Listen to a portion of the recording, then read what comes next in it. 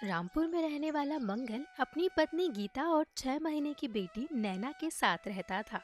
वो रोज नदी से मछलियां पकड़ कर लाता और उन्हें बाजार में बेचकर अपने परिवार का भरण पोषण करता था। एक दिन मंगल अपनी पत्नी से बोला, अब आज थोड़ी तबीयत ठीक नहीं लग रही है। मैं सोच रहा हूँ कि नदी पर ना जाऊं और घर पर ही आराम कर लूं। तुम्हें तो कभी सर दर्द होता है, कभी पैर दर्द। सिर्फ काम पर ना जाने का बहाना देखते हो। नहीं नहीं गीता, मैं सच कह रहा हूँ। आज तबीयत बिल्कुल ठीक नहीं लग रही। हम्म, ठीक है, मत जाओ। आज मेरी भी तबीयत खराब है। मैं भी घर का कोई काम नहीं करूंगी, सिर्फ आराम ही करूंगी। अच्छा अच्छा, तुम नाराज मत हो, मैं काम पर जाता हूँ। मंगल सीधा साधा था और गीता उतनी ही खराब। वो मंगल से लड़ने का कोई मौका नहीं छोड़ती थी। मंगल नदी के तट पर मछलियों के लिए जाल डाल कर बैठा था और खुद से बातें कर रहा था। न जाने गीता कब सुधरेगी। वो कभी मेरी तकलीफ नहीं समझती। उसे तो सिर्फ पैसा चाहिए। जिस दिन मैं नहीं रहूंगा उस दिन उसे समझ आएगा। लगता है जाल में मछलियां आ गई है। चलो इन्हें निकालता हूँ और बाजार में बेचकर पैसे ले जाकर गीता को देता हूँ, नहीं तो वो मुझे जीने नहीं देगी। मंगल जाल से मछलियां निकाल ही रहा होता है कि उसकी नजर नदी में बहती हुई एक टोकरी पर पड़ती है जिसमें एक बच्चा होता है। मंगल टोकरी को नदी से बाहर निकालता है। अरे कोई है? अरे ये बच्चा किसका है? न जाने कौन इतने छोटे से बच्चे को इस टोकरी में डालकर नदी में छोड़ गया। अरे कैसे लोग हैं दुनिया में। इसे अपने साथ घर लेकर चलता हूँ, नहीं तो बेचारा मर जाएगा। मंगल घर जाता है।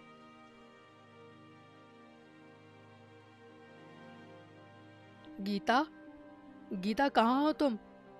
देखो मैं क्या लेकर आया हूँ। इतना शोर क्यों मचा रखा है? आज तुमने नदी से घर आने में इतनी देर क्यों कर दी? कब बाजार जाओगे? कैसे पैसे लेकर आओगे? अरे गीता, तुम्हें तो सिर्फ और सिर्फ पैसों की ही पड़ी रहती है। ये देखो, आज नदी में किसी ने इस छोटे से बच्चे को एक टोकरी में डालकर छोड़ दिया था। अरे जिसका बच्चा है, अगर उसने छोड़ दिया तो तुम इसे क्यों लेकर आ गए? तुम कैसी बातें कर रही हो? अगर मैं इसे घर नहीं लाता तो क्या वहाँ नदी में मछलियों का चारा बनने के लिए छोड़ देता? इस बच्चे को मछली खाए या शेर खाए, मुझे क्या करना है? इस मुसीबत को मैं नहीं रखूंगी अपने घर में, समझे तुम?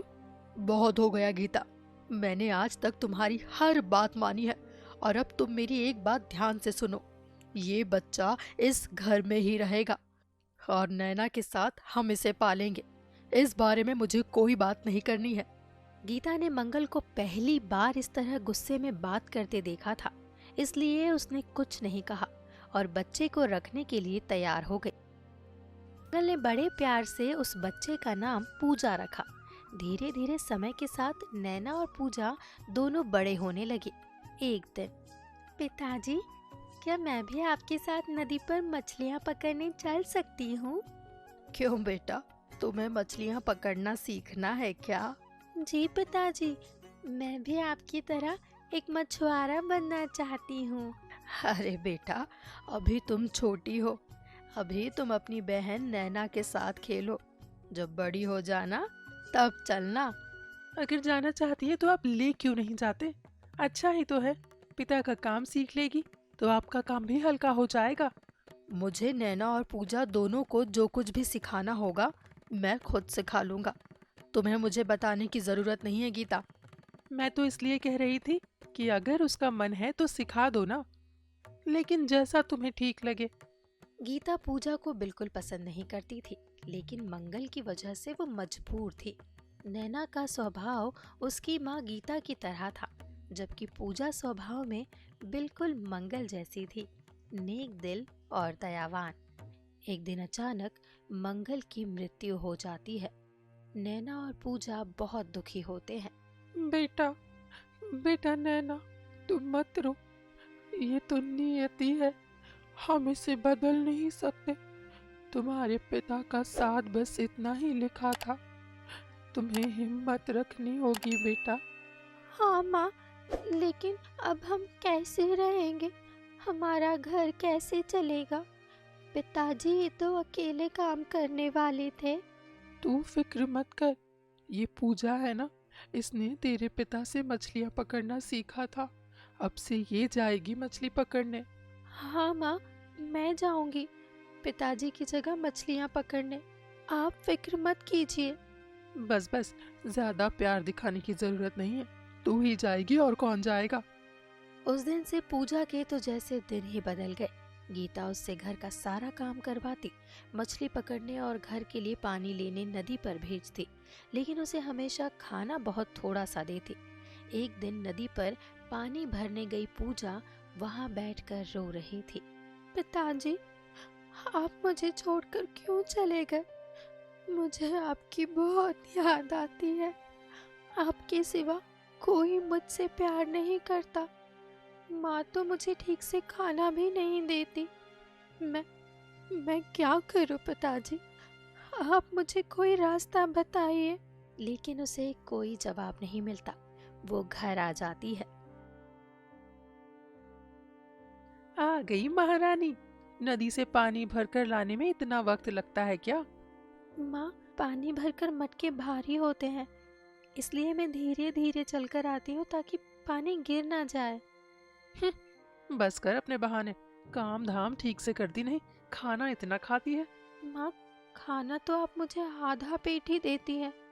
जवाब देती है मुझे? रुक जा, रुक, तेरी अच्छे से मरम्मत करती हूँ, तभी तेरा दिमाग ठीक रहेगा। गीता पूजा को एक चांटा लगाती है और नैना सब देखकर बड़ी खुश होती है। रोज पूजा नदी किनारे बैठकर पिता को याद करती और खूब रोती। एक दिन वो नदी किनारे बैठकर रो रही थी कि तभी एक बूढ़ी औरत आती है। बेटा, क्या मुझे थोड़ा सा पानी पिलाओगी?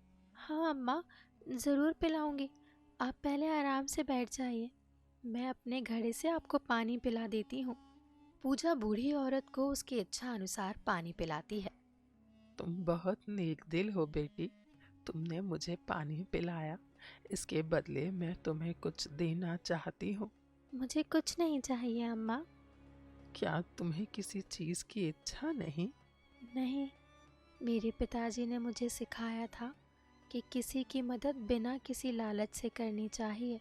बूढ़ी औरत अपने दोनों हाथ जोड़ती है और वो एक परी बन जाती है।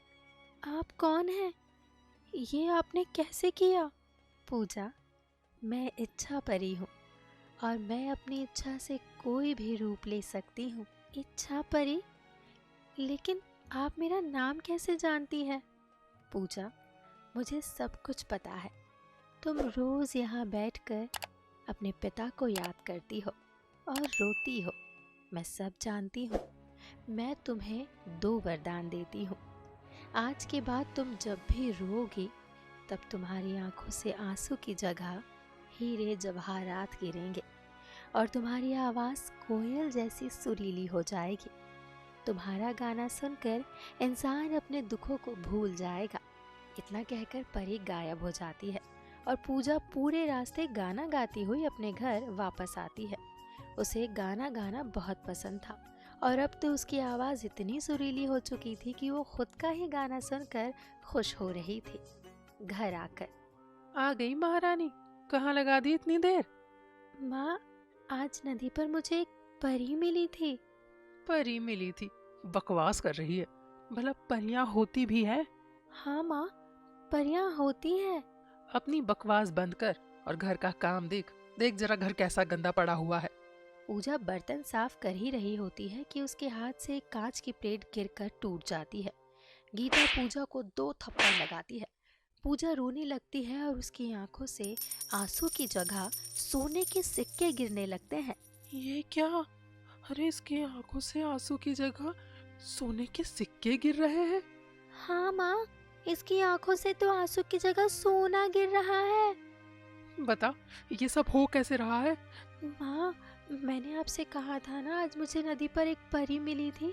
उस परी ने मुझे आशीर्वाद दिया कि अब से जब भी मैं रोऊंगी तो मेरी आंखों से आंसू की जगह सोना गिरेगा।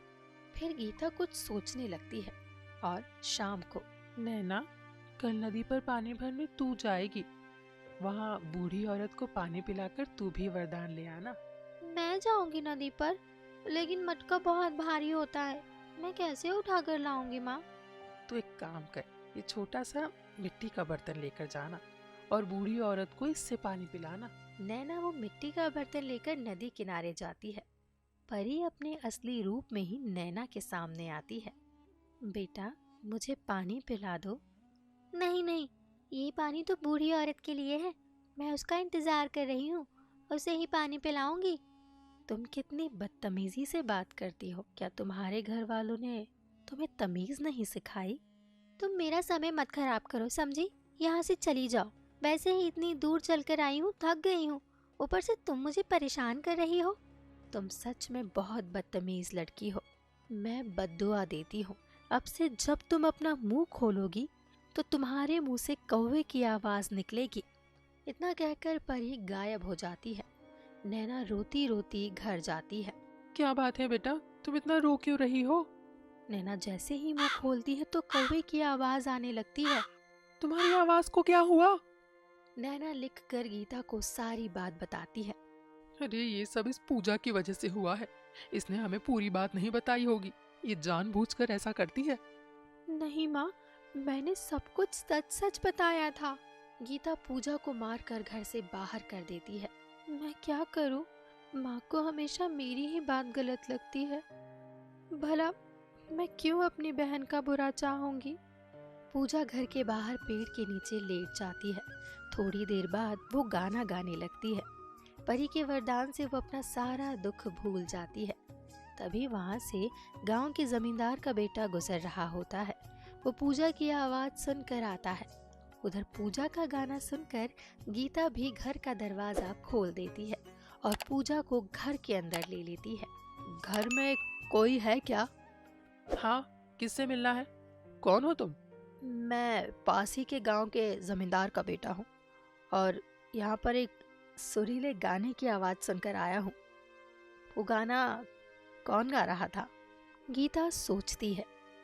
पास के गांव के जमींदार तो बहुत अमीर है, एक काम करती हूँ। गीता अंदर आती है और नैना को बाहर ले जाकर उस लड़के के सामने खड़ा कर देती है। बेटा, ये मेरी बेटी है नैना, यही गाना गा रही थी। आपकी आवाज बहुत सुरीली है, आप बहुत अच्छा गाना गाती है। आपकी जादुई आवाज सुनकर मैं अपने सारे दुख भूल गया। क्या आप मुझसे विवाह करेंगी? गीता नैना को चुप रहने का इशारा करती है। जरूर करेगी बेटा, इसके तो भाग ही खुल गए जो आप स्वयं विवाह का प्रस्ताव लेकर आए हैं। जमींदार के बेटे और नैना के विवाह की तैयारियां शुरू हो जाती है। विवाह वाले दिन वहाँ सब विवाह के लिए उपस्थित थे। तभी लड़के के फूफा जी बोले, साले साहब, आज बड़ा ही खुशी का दिन है।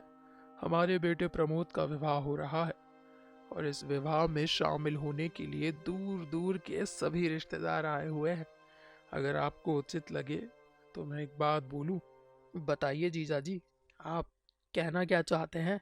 साले साहब, हमारे रिश्तेदार चाहते हैं कि प्रमोद अपनी होने वाली पत्नी के जिस गुण के कायल है उसकी एक झलक उन्हें भी मिले।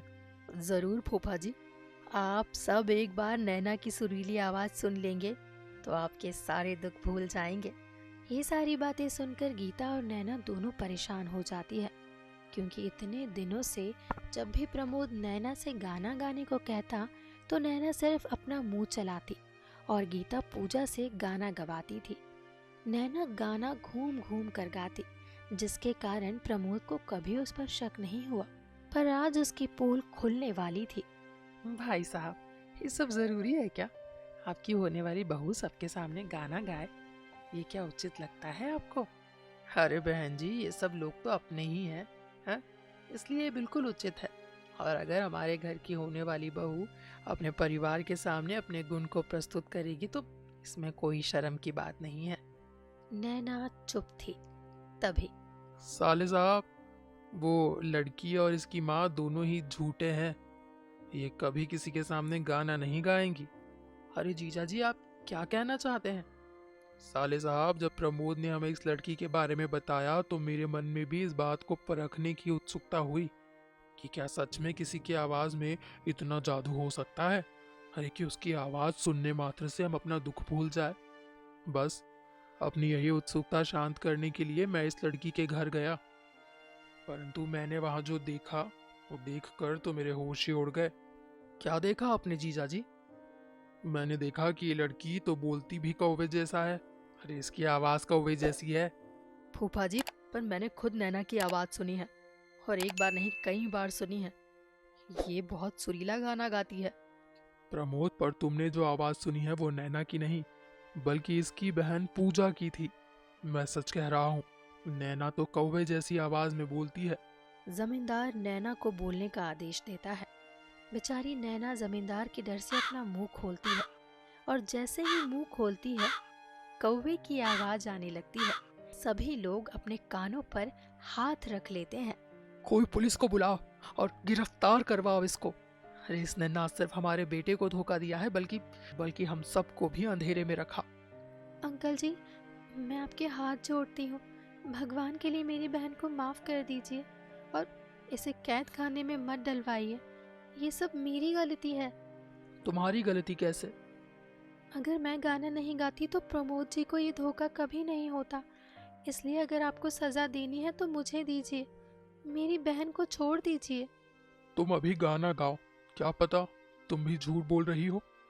पूजा गाना गाना शुरू करती है और थोड़ी देर में वहाँ उपस्थित सारे लोग अपना सारा गुस्सा और तकलीफ भूल जाते हैं। प्रमोद, तुमने जो कहा था वो बिल्कुल सत्य था। इस लड़की की आवाज तो वाकई बहुत सुरीली है, और इसकी आवाज सुनते ही हम सारी बातों को जैसे भूल गए। अब तो आप मेरी बहन को माफ कर देंगे ना? हाँ, अब हम तुम्हारी बहन को माफ करते हैं, परंतु अब हम तुम्हारी बहन नैना की जगह तुम्हारे सामने अपने पुत्र के विवाह का प्रस्ताव रखते हैं। क्या तुम्हें ये विवाह स्वीकार्य है? पूजा अपनी माँ की तरफ देखती है। मुझे माफ कर दे बेटी, मैंने तेरे साथ इतना बुरा व्यवहार किया, फिर भी आज तूने नैना को बचा लिया। तेरे पिता की बात बिल्कुल ठीक थी। तेरा हृदय तो सच में हीरे जैसा है। भाई साहब, मैं अपनी छोटी पुत्री पूजा का विवाह आपके पुत्र के साथ करने के लिए आपसे अनुरोध करती हूँ। मुझे माफ कीजिए। नैना और पूजा को ये सब करने के लिए मैंने ही कहा था। नैना पूजा के लिए कागज पर लिखती है, मुझे माफ कर दो पूजा, मैंने माँ की बातों में आकर गलत व्यवहार किया, हमेशा तुम्हें नीचा दिखाया, कभी तुम्हारी मदद नहीं की। फिर भी आज तुमने मेरे लिए जो किया वो मैं जिंदगी भर नहीं भूल सकती। तुम्हें माफ़ी मांगने की कोई ज़रूरत नहीं नैना, तुम बस मेरे गले लग जाओ। तभी वहाँ इच्छा परी आती है। नैना, मुझे देखकर अच्छा लगा कि तुम्हें अपनी गलतियों का एहसास हो गया है, इसलिए मैं तुम्हें अपने दिए हुए शाप से मुक्त करती हूँ। नैना पहले की तरह बोलने लगती है और उसे कौवे की आवाज़ से मुक्ति मिल जाती है। साथ ही पूजा और प्रमोद का विवाह हो जाता है और वो दोनों खुशी खुशी रहने लगते हैं।